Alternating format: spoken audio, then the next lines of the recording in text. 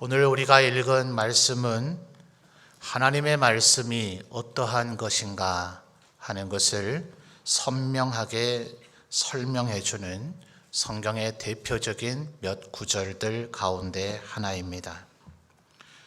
읽었던 말씀 12절의 첫 문장 자체가 그와 같은 명제로 되어 있죠. 자, 같이 살펴보실까요? 하나님의 말씀은 이렇게 되어 있죠. 자, 그 다음에 비유적인 설명입니다만 무엇이라 설명하고 있습니까? 첫째는 살아있고, 둘째는요 활력이 있고, 세 번째는요 좌우의 날선 어떤 검보다도 예리하다. 자, 먼저 세 번째 나타난 이 검이라고 하는 주제를 먼저 생각해 보겠습니다. 우리 한자 말에 칼을 나타내는 단어들이 도와 검으로 나누어지죠. 아마도 지역별로 조금씩의 차이는 있겠습니다만 금속의 재련 기술이 지금처럼 발달하지 않던 고대에는 이 칼을 만들어내는 것이 그렇게 쉬운 일은 아니었던 것 같아요. 나를 예리하게 만들어야 칼의 목적을 이룰 수 있겠죠. 무언가를 자르든 베든, 또 좋은 일은 아닙니다만 전쟁에서 누군가를 죽이려면 이 칼날이 예리하고 날카로워야 되겠죠. 그러려면 필연적으로 그 칼의 두께가 얇아야만 나를 더 예리하게 만들 수가 있을 것입니다. 한번 상상을 해보세요.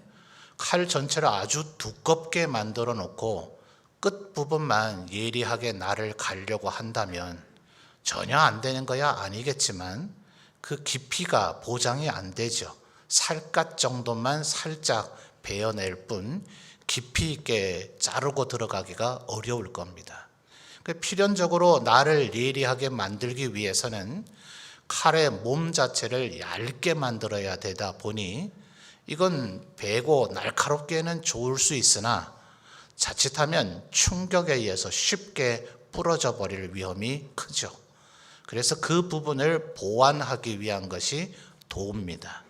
날 부분은 얇고 예리하게 만들지만 충격의 탄성과 저항력을 갖도록 하기 위해서 칼날의 반대 부분, 흔히 칼등이라 불려지는 부분을 두껍게 만들어서 칼에서 한쪽에만 날이 있도록 만드는 것이 이제 도라, 이렇게 이야기를 합니다. 검은 그에 비해서 양쪽 면에 다 날이 있는 거예요.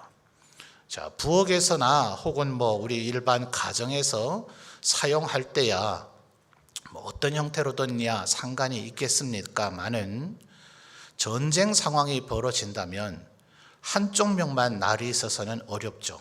나머지 칼 등으로는 후려쳐 봐야 그저 쇠 몽둥이로 때린 정도의 타격밖에 못 주지 않겠어요? 전쟁은 무슨 스포츠 경기와 달라서 어느 방향에서 어떻게 누가 공격을 해올지 모르니 병장기들은 계속해서 발전하기를 그것이 사람의 손으로 쥐고 잡을 수 있는 부위를 빼고서는 사방팔방으로 어떠한 형태로든 공격할 수 있도록 끊임없이 개량이 되어지고 있어요. 심지어 여러분 중국 음식 좋아하십니까? 수타면이라는 거 있죠? 그것에 대한 기원을 우연히 유튜브에서 보게 됐는데 명나라를 중국 만주족이 점령을 해서 청나라가 되어버리죠. 이 명나라 중국 한족이 혹시라도 반란을 일으킬지 몰라서 가정에 부엌칼도 못 쓰게 만들었다는 거예요. 그러다 보니 칼이 있었으면 밀가루로 반죽해서 칼국수를 만들었을 것인데 그게 안 되다 보니 밀가루 반죽을 끊임없이 늘어뜨려서 면의 형태로 만드는 방법을 고안해냈고, 칼은 아니더라도 조금은 단단한 금속 조각 같은 것으로 도삭면이라고 들어보셨습니까? 말은 칼이라고 얘기하지만 그건 사실 칼이라고 말하기가 어렵죠.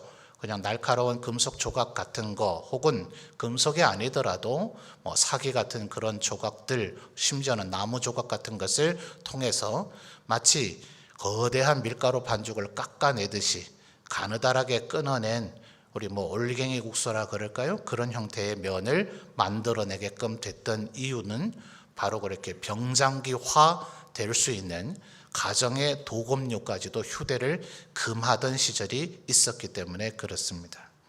이제 그러다 보니 주로 지금 이 12절 상반절에서 얘기하는 검은 1차적으로는 전쟁 상황에서 쓰여지는 칼들을 묘사하고 있어요. 그러니까 도에는 한계가 있죠. 그래서 양쪽 날 어느 방향에서든지 대응할 수 있는 형태로 발달되는 것이 검입니다.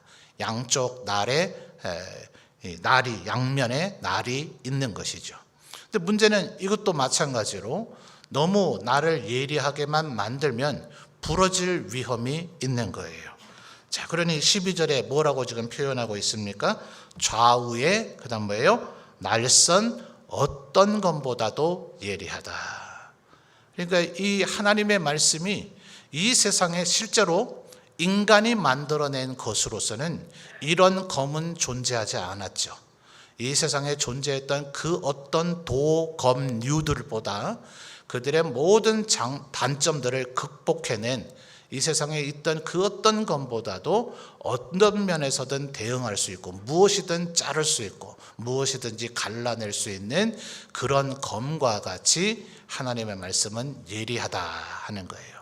자, 그러면 이 검이 어떤 효과를 가져올 수 있느냐? 그래서 12절 그 이어지는 말씀에 6개의 단어를 2개씩 짝을 지어서 이 예리한 말씀의 효과를 지금 표현해 주고 있습니다. 자, 12절을 여러분이 다시 한번 읽어 보실까요? 시작.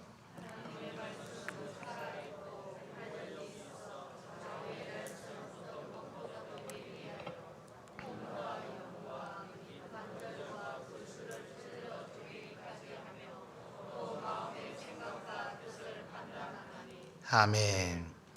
자, 그 뒤에 나타나는 것이 혼과 영이라고 하는 표현이 있죠. 여러분, 우리 사람은 영혼과 육체로 이루어져 있습니다. 그 중에 중요한 것은 영혼이죠. 하나님께서 우리 육체를 흙으로 만드시고 창세기를 보니 그 코에 생기를 불어 넣으시니 우리 아담이 뭐가 됐다 하죠? 생영이 된지라, 살아있는 영혼이 되었다. 그래서 우리가 이 세상에서 천국을 향해 가기 위해서 그저 관념적인 세상적 표현으로 죽음이라고 표현을 하지만 그 죽음은 우리 신학자들이 말하기를 존재의 상이한 형태다.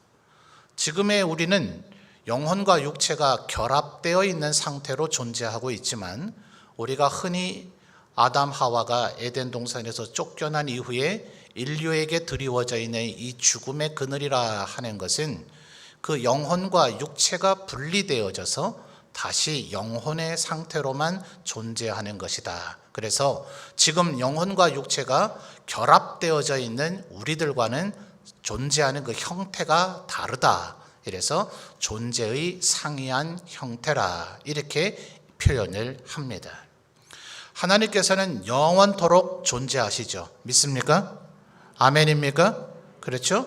그렇기 때문에 하나님께서 자신의 모양과 형상대로 우리 인간을 만드셨다는 것은 우리가 팔다리가 2개씩이고 눈, 코, 입이 있으니 하나님이 그러하시다 이렇게 추론해 들어가면 안 되고 하나님이 영원토록 존재하시는 분이시기 때문에 그분의 모양과 형태, 그분의 속성을 따라 만들어진 우리 인생, 특별히 우리 인간의 보다 근본적 실체라 할 수 있는 육체보다는 이 영혼이 영원토록 존재한다. 그래서 이 깨달음을 표현하는 사상이 영혼불멸설입니다. 문제는 하나님을 믿어 의에 이르러 죄 사함을 얻어서 영원한 하나님의 나라 새하늘과 새 땅 천국에서 영원토록 살 것인가? 아니면 불과 유황불이 꺼지지 아니하는 음부 지옥에서 영원토록 살 것인가가 이 생의 삶을 통해서 결정되어지게 될 것입니다. 그러니 우리가 하나님의 말씀을 듣고 순종하는 것이 얼마나 중요한가. 우리의 이 생의 삶 자체가 마치 거대한 시험과 같다. 이 시험에서 합격점을 받아서 우리의 영원한 인생, 이 땅에서 잠시 존재하는 겨우 100년, 영원이라고 하는 세월에 비교하면 찰나 한순간밖에 되지 아니하는 이 인생을 어리석고 헛되게 살아서 영생의 축복을 놓치지 아니하는 그런 우리 모든 성도들이 되시기를 바랍니다. 자, 그러니 인간은 무엇과 무엇으로 이루어져 있다고요? 영혼과 육체로 이루어져 있어요. 간혹 이단들이 솔깃한 얘기를 합니다. 하나님께서 삼위일체 하나님이라 하지 아니하였느냐? 너희들도 그러하고 우리도 그러다. 우리는 삼위일체 하나님을 믿고 있으니 하나님이 삼위로 존재하시니 인간도 육체와 영과 혼으로 되어져 있다라고 주장하는 이들이 있습니다. 이들을 뭐라 정죄되었다고요? 이단입니다. 여러분 주변에 와서 내가 새로운 지식을 알려주마 얘기하면서 인간이 영과 혼과 육으로 나눠져 있다 이렇게 얘기하걸랑 더 이상 듣지 말고 우리 목사님이 그런 주장하는 사람 이단이라 합디다 하고 바로 뒤돌아서시기를 바라요. 자, 그런데 오늘 말씀을 보니 혼과 영이라고 마치 분리가 되어져 있는 것처럼 표현되어 있지 않습니까? 성경을 보면 이렇게 우리가 혼동될 수도 있는 곳이 한 두어 곳이 있기는 해요. 그러나 그 두어 곳을 제외하고 이루 헤아릴 수 없이 많은 곳은 영이라는 단어와 혼이라는 단어를 분리해서 쓰지 아니하고 영혼이라는 단어로 쓰거나 함축적으로 줄여서 영이라고 하는 단어로 쓰거나 혹은 영이나 혼이라는 단어가 교차 혼용되어져서 사용되어지기 때문에 굳이 학문적으로 접근해 들어가면 빈도면으로 볼 때 성경에 표현된 빈도상으로 볼 때 영혼은 분리되어 있다고 표현할 수가 없다라는 것이 대부분의 주류 신학자들의 결론입니다. 그런데 지금 12절은 보면 마치 이것이 분리가 가능한 것처럼 되어 있잖아요. 자, 하나님의 말씀의 속성이 뭐라 했다고요?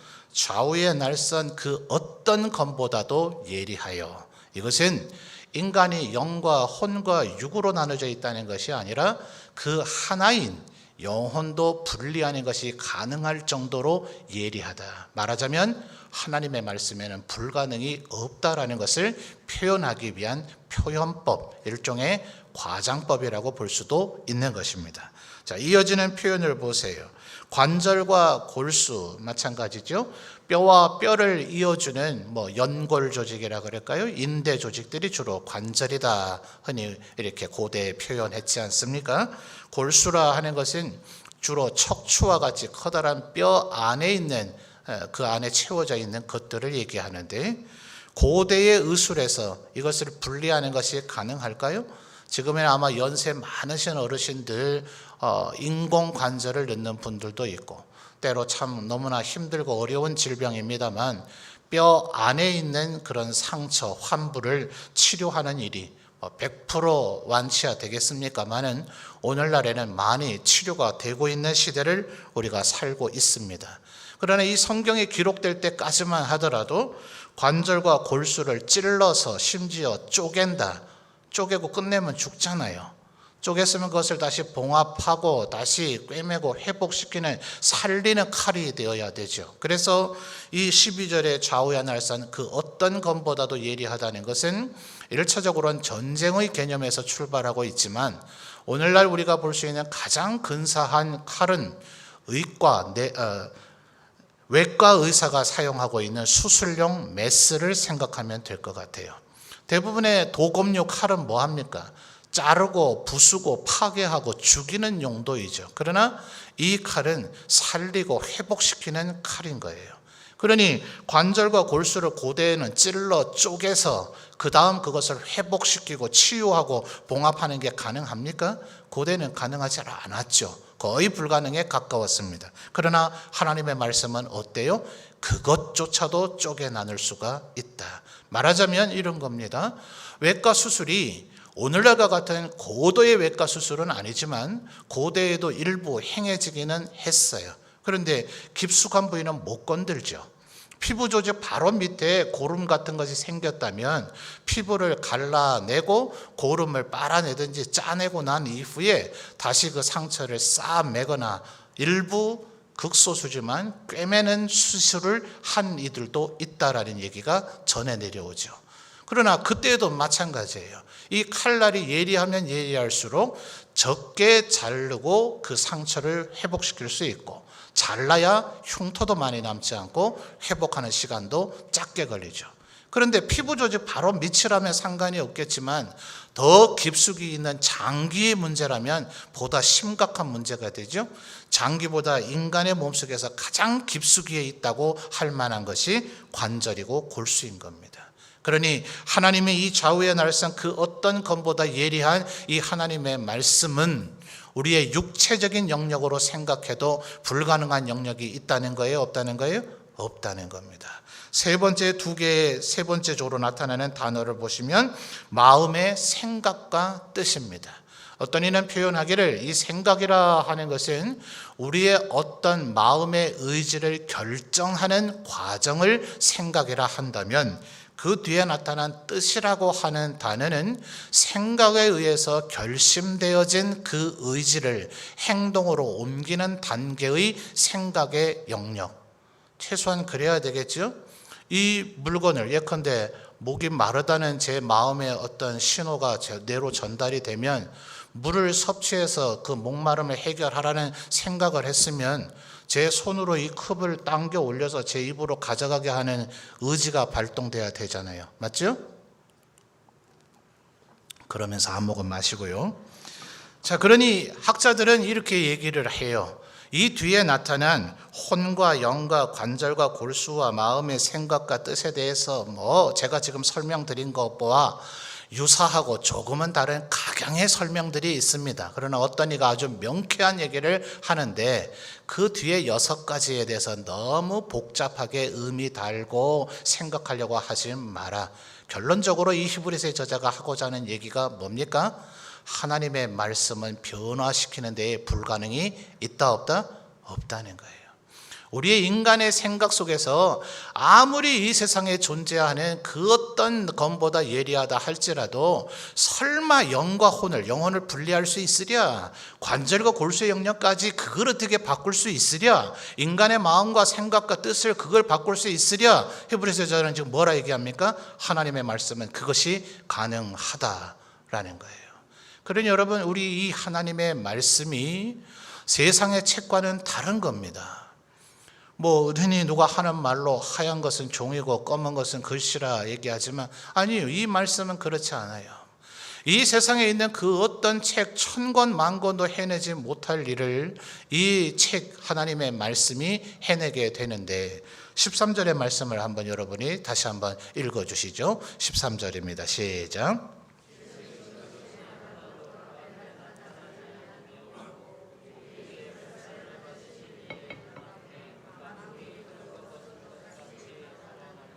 아멘. 자, 13절의 상반절도 12절에 표현했던 좌우의 그 어떤 날선 검보다도 이 예리한 검이 마치 수술을 하고 있는 것과 같은 그런 상황을 묘사하죠. 아까 말씀드렸듯이 피부 밑에 고름이 생겼다거나 아니면 장기 안에 아주 몹쓸 병이 생겼다거나 아니면 관절과 골수까지도 찔러야 쪼개야 된다거나, 자, 검이 예리하면 예리할수록 그 안에 깊숙이, 지금 표면적으로는 모르죠. 피부 겉으로는 아프다, 통증이 있다, 어지럽다, 이런 등등의 증상을 얘기할 뿐 실제로는 그것이 뭐가 원인이 돼서 그런 증세로 나타나는지는 일부는 찔러 쪼개서 갈라봐야 아는 거죠. 현대에는 진단기술조차도 많이 세분화되고 발전돼서 그러기 전에 예방 진단으로 이미 대부분의 병 증세와 그것들을 맞춰가기는 합니다만, 고대에는 이 실제로 잘라서 벌쳐보기 전에는 잘 모르는 거죠. 자, 그런데 이 세상의 현상은 어떻습니까? 얼마나 감춰져 있는 것들이 많아요. 여러분, 우리들이 믿고 있는 이 신앙에 대해서 세상 사람들에게 얘기하면 믿습니까? 하나님께서 천지 창조를 하셨습니다. 그분만이 유일한 우리의 주권자고 왕이십니다. 그럼 세상 사람들 흔히 뭐라 합니까? 네가 창조하는 거 봤나? 이러잖아요. 예수님을 믿고 죄 사함 받아야 구원을 얻고 죽음의 권세에서 벗어나 영원한 생명을 얻습니다. 그래야 천국 갑니다. 그러지 않으면 지옥 갑니다. 큰일 납니다. 그럼 또 뭐라 그래요? 네 가봤나 이러잖아요. 아무리 우리가 진리를 얘기해도 믿지를 않아요. 왜요? 감춰져 있거든요. 신앙의 영역도 이러하고 이 사회의 영역도 그렇습니다. 얼마나 감춰져 있는 것이 많고 거짓이 난무합니까? TV 한번 틀어보십시오. 이 사람 저 사람 온갖 얘기들 하는데 도대체 무슨 말이 맞는 겁니까? 알 길이 없죠. 그거 알려고 생각하다가 스트레스 받아 병이 날 정도예요. 이 세상은 거짓이 난무합니다. 그런데 13절 뭐라 그래요? 지으신 것이 하나도 그 앞에 나타나지 않음이 없을 것이다. 기준이 뭐예요? 하나님의 말씀이 기준이 돼서 하나님의 말씀이 진리가 되어서 그날이 되면 예수 그리스도 다시 오시는 그날 심판의 날에 모든 것이 명명백백하게 드러나게 될 것이다. 지금은 거짓이 난무하고 감춰져 있고 서로 속이고 서로를 미혹하고 있으나 그날은 그 무엇 하나도 드러나지 않는 것이 없게 될 것이다. 무엇이 그렇게 한다고요? 이미 선포되어지고 우리에게 쥐어져 있는 이 하나님의 말씀이 그것이 무엇이 선하며 무엇이 악한 것이며 무엇이 하나님께서 허락한 것이고 무엇이 하나님께서 금한 것인지를 그날 명명백백하게 우리에게 드러내주게 될 것이다. 13절 이어지는 말씀을 보십시오. 하나님을 뭐라고 표현하고 있어요? 우리의 결산을 받으실 이. 이 결산이라는 건 경제적인 용어죠. 여러분 가끔 우리나라를 비롯한 여러 나라에서 이런 일들이 허다하잖아요. 회사, 주식회사, 이 사업가, 기업들은 자기들의 그 기업의 재무 상태에 대해서 국민들에게 공지해야 될 의무가 있죠. 우리 회사는 이렇게 좋은 제품을 만들어서 잘 팔아서 많은 이익을 내고 있는 회사니 우리 회사에 투자하시면 막대한 이익금을 분배를 받으실 수 있을 겁니다. 이렇게 얘기하는데 그러기 위해서는 그 회사의 재정 장부를 공개를 해줘야 되죠. 근데 맞던가요? 엉터리 가짜 장부였던 예가 굉장히 많죠. 이 회사가 온 세계를 다 경영할 수 있는 좋은 회사겠구나 싶어서 거기에 투자했다가 그 회사가 망하는 날 같이 망했던 사람들이 어디 한둘입니까? 우리나라만 그래요? 전 세계 구석구석에서 그러고 있죠. 왜 그래요? 그들은 그 결산 장부를 속이고 있기 때문에 그렇죠. 자, 그런데 13절에 뭐라 그래요? 우리의 결산을 받으실 이 누구세요? 하나님이시죠. 그 하나님 앞에 눈앞에 만물이 어떻게 된답니까? 벌거벗은 것 같이 드러나게 될 것이다. 어느 날요? 주님이 다시 오시는 그날. 그러니 어떤 면에서 지금 우리가 볼 때는 이 주일날 예배드리는 이 시간의 모습을 갖고는 우리가 실제 어떤 사람인가 잘 몰라요. 교회 왔을 때는 경건해 보이고 거룩해 보이고 의로워 보이겠지만 우리의 매일의 삶의 모든 순간이 그러해야 합니다. 우리는 때로 우리의 눈에 보여지는 모습만 갖고 우리의 막연한 생각과 추측을 가지고 또 어떤 이는 자기를 잘 포장하고 있는지라 우리의 눈에 보여진 모습을 갖고 참 의롭고 거룩하고 경건하고 성결하다고 여기려는지 모르지만 그날이 되면 하나님 앞에 진리가 드러나게 될 거예요. 그날이 됐을 때 우리들의 이 결산이 하나님 앞에 정직하고 의로워서 모두 다 착하고 충성된 종이라 칭찬받으시는 우리 모든 성도들이 되시기를 바랍니다. 그러니 뭐 해야 된다는 거예요? 하나님의 말씀을 보라는 거예요.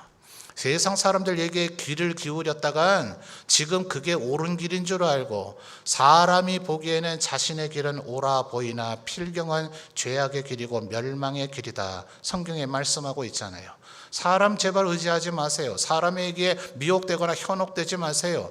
끊임없이 하나님의 말씀을 묵상하세요. 그래야 지금 저것이 옳은가 선한가 악한가 남의 얘기를 들을 필요가 없어요. 내가 먼저 말씀에 따라 기준점이 생기면 문제는 이미 우리 안에 들어와 있는 수많은 가풍들, 여러분의 집안이 몇 대째부터 도대체 예수님을 믿었습니까? 그 몇 대째 믿었지 않은 신앙이 과연 하나님 앞에 점도 흠도 티가 없습니까? 아니요. 우리는 이미 다른 세상 사람들이 존경할 만한 집안이고 그런 의식을 갖고 있는지는 모르지만 우리의 기준점은 저국 죄악 가운데 썩어갈 세상 사람보다 비교 우위에 있다는 것이 우리의 구원을 보장해 주는 것이 아니라 하나님의 말씀이라는 거예요. 하나님의 말씀은 우리의 혼과 영과 관절과 골수와 우리의 마음의 생각과 뜻까지도 찔러 쪼개서 과연 너희가 내 기준, 하나님의 기준에 맞는가? 하나님의 뜻대로 하나님 앞에서 의로움이 있는가? 주님께서 그것을 우리에게 드러내고 밝히 벌거벗은 것처럼 모든 것을 검증하게 되실 것이다 하는 거예요. 그러니 어떻게 해야 돼요? 우리의 생각이 변화돼야 되겠죠. 그러니까 12절에서 뭐라고 얘기합니까? 하반절을 보면 관절과 골수를 뭐해요? 찔러 쪼개고 마음의 생각과 뜻을 뭐합니까? 판단해요. 이거는 죽이는 칼이 아니에요. 자르고 깨고 부수고 죽이는 칼이 아니라 이 칼이 우리를 자르고 드러내는 것은 환부, 우리에게 썩어질 것, 필요 없는 것, 죄악된 것, 악한 것을 도려내고 하나님 앞에 우리를 치유하고 회복시키기 위한 칼입니다.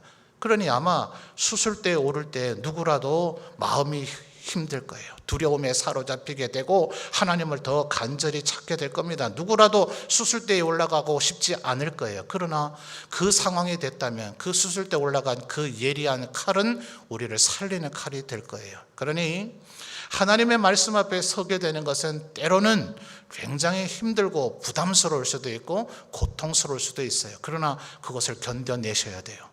그것이 바로 우리를 치료하는 칼이고 우리를 살리는 칼이고 우리를 하나님 앞에 온전하고 거룩하게 만드는 칼이기 때문에 그렇습니다. 그런데 문제는 말이죠. 누가 이걸 휘둘러 줄 거냐 하는 거예요. 아무리 이런 좋은 칼이 있다 하더라도 누군가 나에게 그 칼을 사용해 주지 않으면 속수무책일 거 아니에요. 더더군다나 아무리 좋은 칼이라 하더라도 그 칼과 검을 다룰 줄 아는, 쉽게 얘기해서 검술이라고 표현합시다. 검술의 고수가 돼야 그 칼을 효과 있게 사용을 하는 거지, 검을 한 번도 만져보지 않은 사람이 명검을 잡으면 자신의 손이나 자신의 몸을 베지 않으면 다행입니다. 소위 칼을 휘두르는 이 검도, 검술을 배우는 사람들은 처음부터 진검, 진짜 칼이죠, 진검을 잡게 하지 않아요.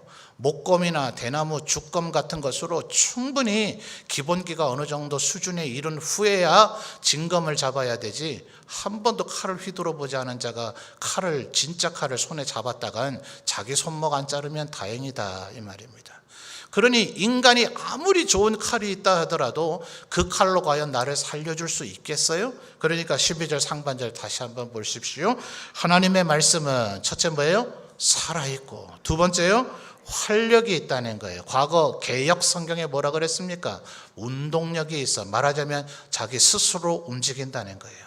인간에 의지되고 의탁되지 않습니다. 이 하나님의 말씀 자체가 바로 예수 그리스도시지요. 요한복음의 태초에 말씀이 계셨고 그 말씀이 아버지와 함께 천하 만물을 창조하셨으니 그 말씀이 곧 그리스도다.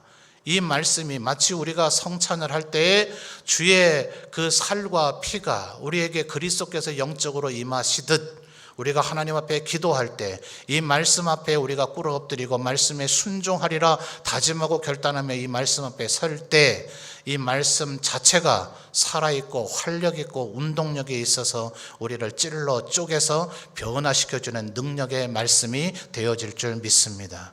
여러분, 그러기 위해서 오늘 마지막으로 우리가 한 번 더 생각해 봐야 될 것은 예배 시작하면서 읽었던 성시 낭독이에요. 시편 119편 18절을 한번 찾아서 읽어보죠. 시편 119편 18절입니다. 앞에 스크린에 띄워주시면 못 찾은 분은 함께 읽을 수 있을 것 같으네요. 시편 119편 18절. 자, 앞에 스크린에 나옵니다. 못 찾은 분은 스크린을 보면서 다 같이 한 목소리로 읽어주십시오. 시작.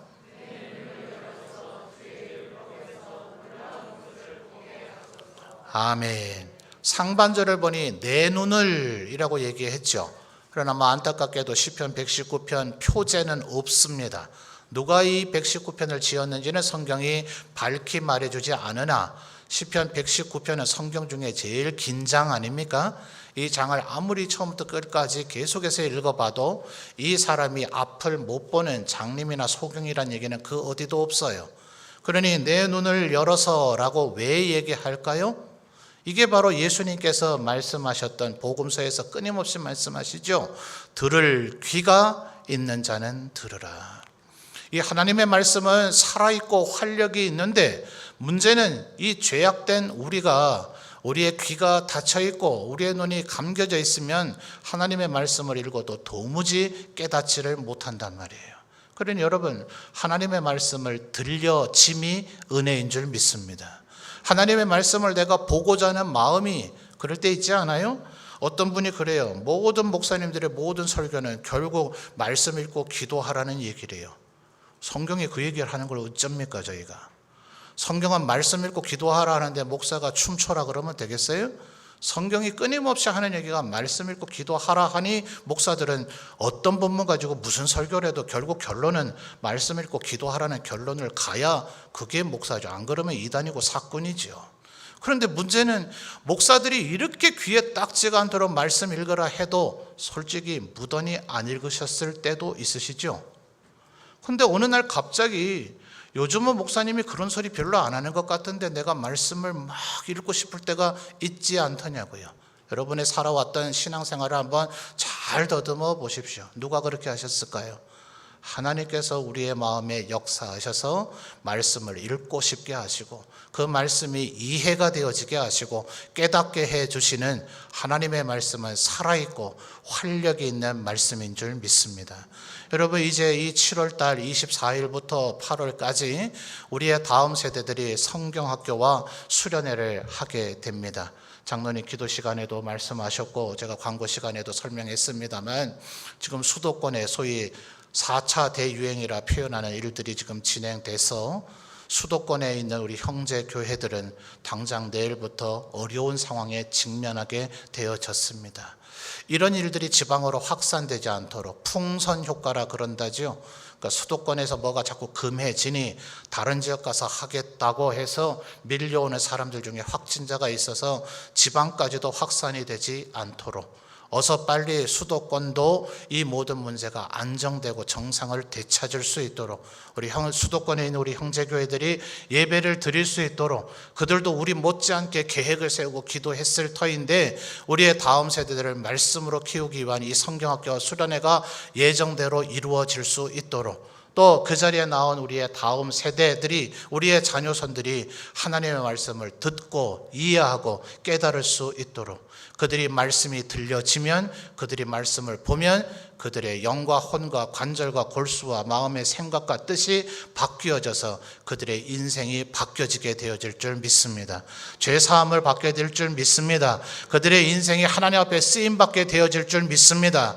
우리 부모님들이 해줄 수 있는 그 무엇보다 이것이 더 능력 있는 그들의 삶에 도움이 될 것입니다.